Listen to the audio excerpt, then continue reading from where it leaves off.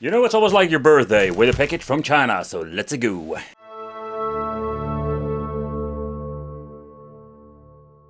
So in this rabbit hole called game boxes, it's absolutely one big disaster. If you're new to the channel or new to this product or both, consider subscribing and hit the little bell because there is a lot of stuff I need to tell you. First of all, this is the Super Arcade box. This is just a box with some old school software on it.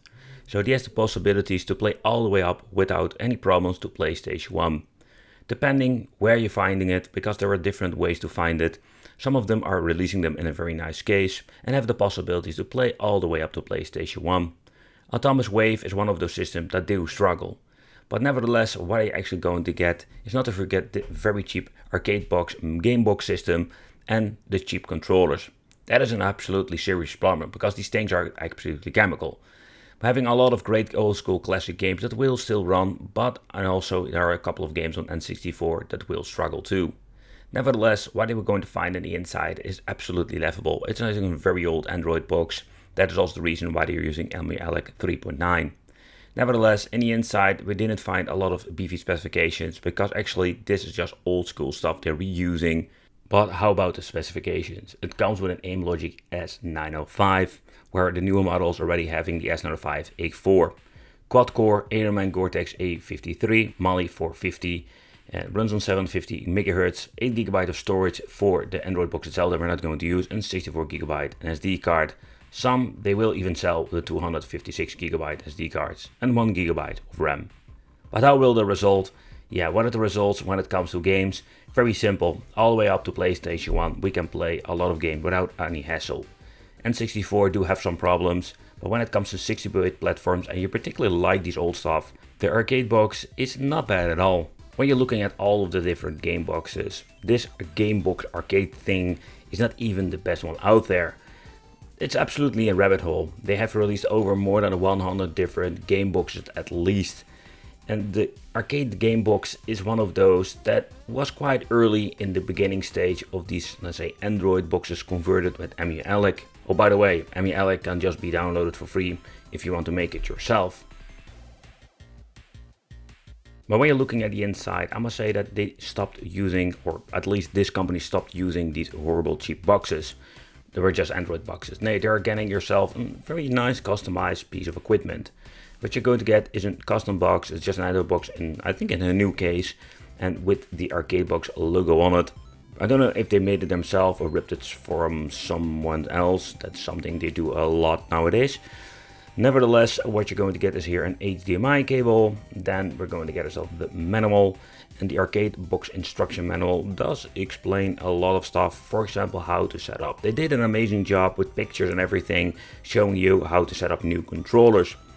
And let's see what we're going to get at the right side. And here we're going to get the power supply and then the controls itself.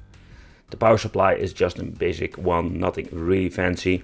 The controllers, what I find always very unfortunate, that we're going to get the controllers are really bad. And I mean in particular, they smell chemical when holding it. It's absolutely annoying. And also the rubberized joysticks are absolutely bad.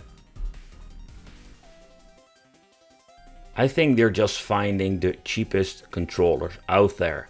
And I find it quite unfortunate, but simply because this is just your overall experience. If your controller sucks, it's just going to be absolutely horrible. And I already mentioned the D-pad, the buttons, everything feels very cheap beside the chemical smell. And I can tell you, I've been playing with it some time, it's not a great thing. So you should get yourself a different controller. And overall, the game box is unfortunate, has no whatsoever when it comes to the cooling element. Where we're having new models having cooling, this thing is just a closed box. It's not getting like super hot, but I don't know if it's going to be a good or bad thing in the future. The SD cards are non-branded and can get corrupted, so also there this should improve, getting at least a Chinese good quality brand. We do have an on and off switch, the input for the power supply, HDMI, we have an RG45, so if you get internet set up, what you can do is basically update your software when it comes to Emulation. But yeah, it's 3.9, so that part we can't really update it anymore, but maybe if you want to transfer some files. Underneath we will see that we do have a cooling element on the main board, but that's the only cooling this thing will have, and it's by the way upside down.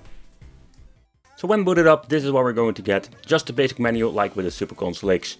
So Emulation, need to take consideration, this is just the software you can basically like download yourself, add yourself the emulators and the files that you need. So you can basically build it yourself, maybe cheaper. But this is just a plug and play solution. So what you can play with this thing is like pretty damn impressive. So you can play the old school stuff like Sinclair, Atari, Commodore 64, Amstrad, CPC.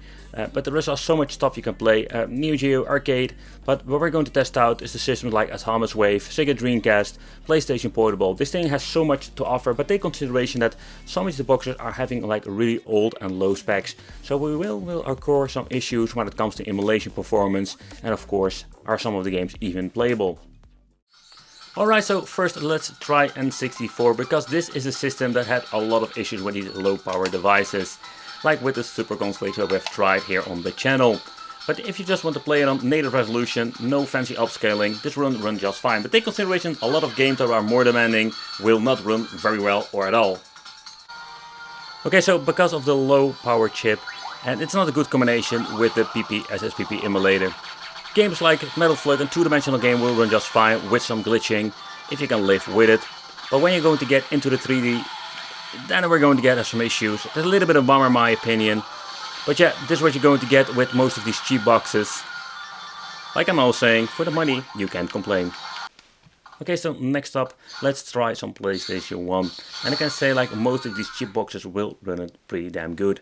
But it's most of the time on just a native resolution. I think it's not a big of a deal, but if you want to have more upscaled, let's say, resolutions, you just need to have a powerful box, and you cannot do that with a cheap device like this. But if you can live with this, it's just okay. Okay, so next up let's try some Atomiswave. This is a system that has a lot of problems with some of the boxes. You can see like it will run just okay. Take consideration, three-dimensional games, same story like with PSP. It will have more problems. But for now you can see that it runs very well.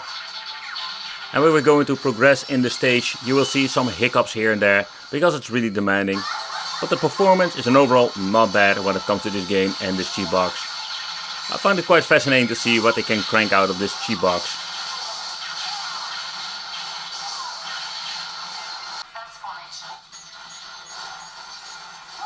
Okay, so when it comes to Sega Dreamcast, this is not running on the Redream emulator, and the reason I'm saying Redream, because Redream is personally like one of my favorite emulators, because the compatibility with a lot of games is just superb.